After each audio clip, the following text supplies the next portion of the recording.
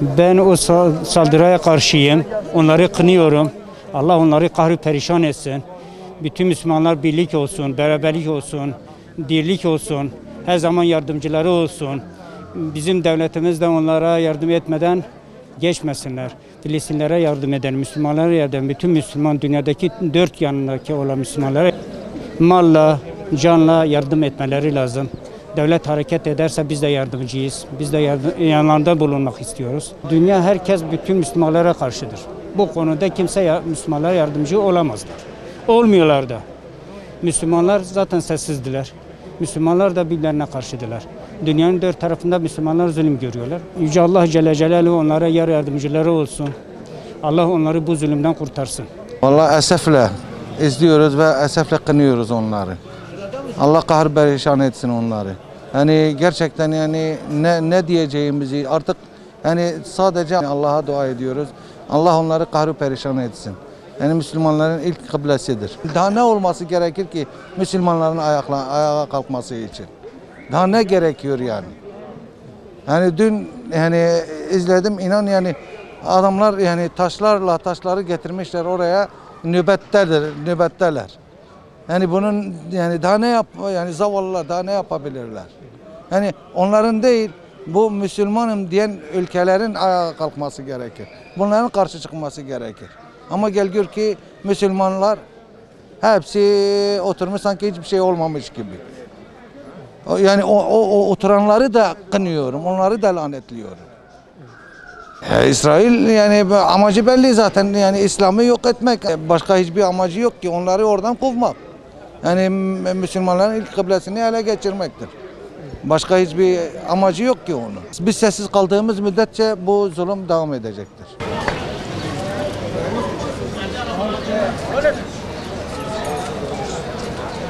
Hep haberlerde izliyoruz. Onlara çok üzülüyoruz. Yani bir şey diyecek bir söz bulamıyorum. Allah onları kahret perişan eylesin.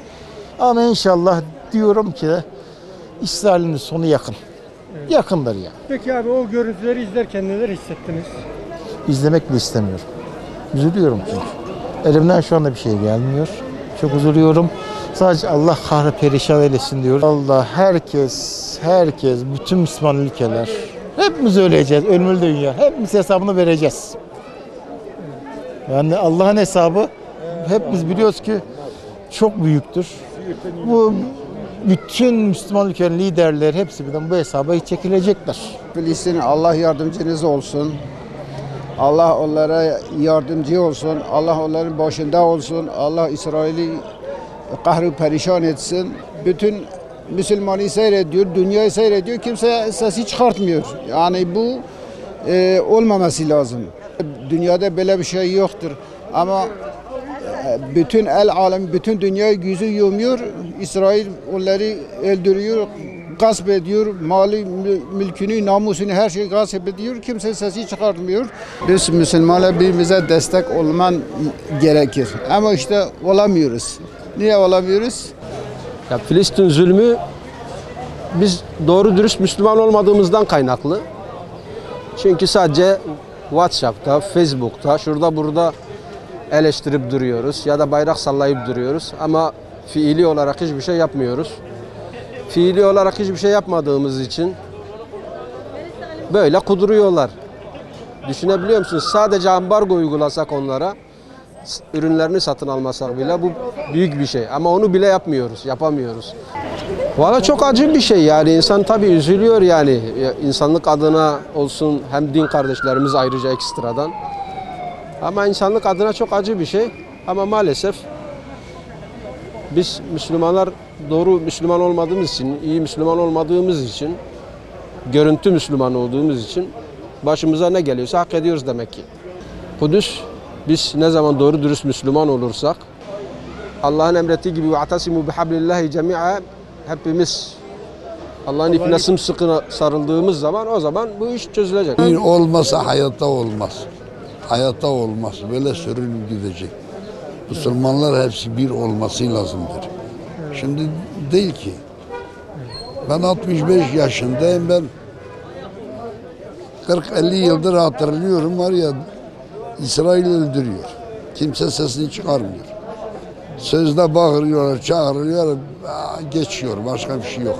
Konuşuyor, başka bir şey yok. Hepsi yalan dolandır ya. Ya kim var Filistin'in arkasında? Vallahi Allah'tan başka kimse yok. O halkı öldürüyorlar. Ben biliyorum yani. Üzülüyorum böyle şeyde ben gösterdiği zaman ben kanal değiştiriyorum. Ben sana harbi söylüyorum. Ben müjdanı tahammül etmiyorum. Yahu sana ne söylüyorum?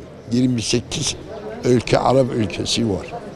Türkiye hariç, İran hariç hiç kimse sesi şey değil. Bizim duamız kabul olmuyor ki.